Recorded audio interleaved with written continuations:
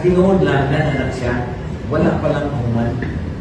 Okay, ang kana mabitaw tawagan ako ang team sa PhilInvest na nag-imo nga ma-open na dito na. And there is another walkway na sibabaw somewhere you start.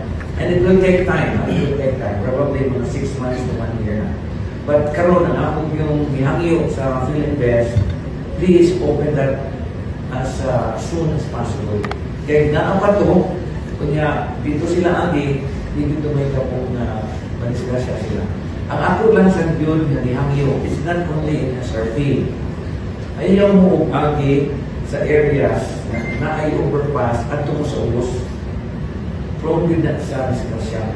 So wala, pangimustan sa NATO, usulti nato ang atong mga sito. Kung dili kayo inanakadagan ang sito, karon mag-istorya na ta sa mga eskwelahan. UC, itong na yung mga criminology na courses na hangyo kanila na ilang mga OGT o ilang mga on-the-job training mabutang nato sa areas where asa ang mga overpass kung asa na ang mga pedestrian lanes.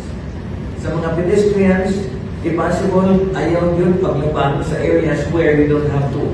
No? Maura yun na. And then, ang kanya sa mga motorists, kinanglan yun sila magbantay. Kinanglan yun sila magbantay. Maura yun na for that time, considering na wala tayong klarong na overpass na sa may SRT.